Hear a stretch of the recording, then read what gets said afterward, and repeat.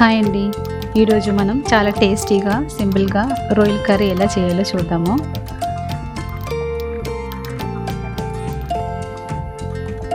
ముందుగా స్టవ్ వెలిగించి ఒక కడాయి పెట్టి కొద్దిగా నూనె వేసేసుకోవాలి. నూనె వేడెక్కిన తర్వాత ఉల్లిపాయలను వేసుకోవాలండి. నేను ఇక్కడ 4 మీడియం సైజు ఉల్లిపాయలను తీసేసుకున్నాను. ఇప్పుడు ఒక 4-5 పచ్చిమిరపకాయలు కూడా వేసుకొని ఒకసారి కలబెట్టండి.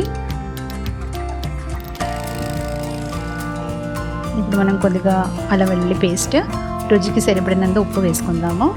ఇవన్నీ వేసుకున్నాక ఒకసారి బాగా కలపెట్టాలి. ఉల్లిపాయలు బాగా మగ్గిన తర్వాత టొమాటో వేసుకుందామండి. నేను ఇక్కడ 2 మీడియం సైజు టొమాటో తీసుకున్నాను. ఇప్పుడు ఒకసారి బాగా కలపెట్టాలి.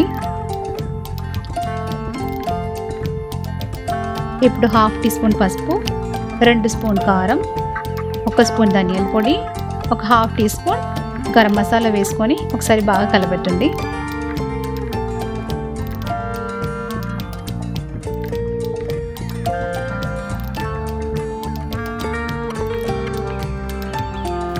ఒకసారి మూత పెట్టి ఉడికించుకోండి. టొమాటో బాగా మెత్తగా ఉడికిన తర్వాత అంటే కొద్దిగా నూనె పైకి తేలినంత వరకు ఉడికించుకోండి.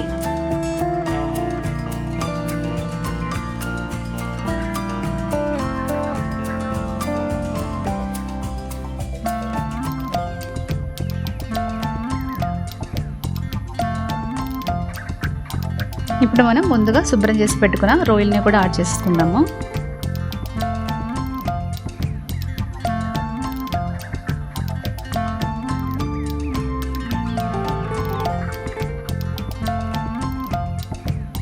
ఇప్పుడు మనం కొద్దిగా కొత్తిమీరని కూడా వేసుకుందాము. ఇప్పుడు కొత్తిమీర ఎందుకు వేసుకుంటున్నానంటే ఇప్పుడు ఈ స్టేజ్లో కొత్తిమీర వేసుకుంటే కర్రీలో అలా మగ్గి కర్రీ టేస్ట్ ఇంకా బాగుంటుందండి కొత్తిమీర వేసుకుంటే. ఇప్పుడు మనం మూత పెట్టి కొద్దిసేపు ఉడికించుకుందాము. అలా కొద్దిసేపు మధ్యలో తీస్తూ ఉడికించుకోవాలండి. మూత తీస్తూ ఉడికించుకోవాలి. రొయ్యలు ఒక 50% ఉడికింది అనక మనం కొంచెం వాటర్ యాడ్ చేసుకుందామండి.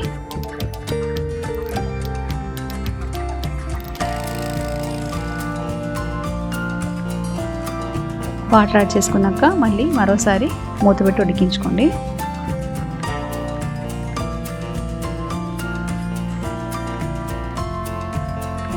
మధ్యలో మూత తీసి కలుపుతూ ఉండాలి.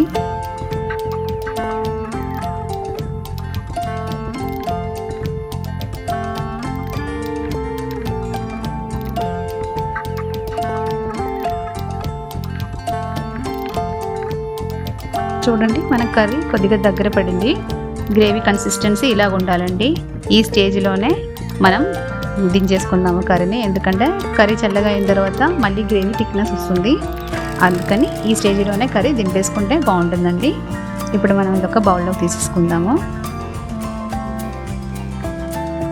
అంతేనండి, మన రొయ్యల కర్రీ రెడీ అయిపోయింది. ఈ రెసిపీ మీకు కూడా నచ్చినట్లయితే లైక్ చేయండి, కామెంట్ చేయండి, సబ్స్క్రైబ్ చేయండి.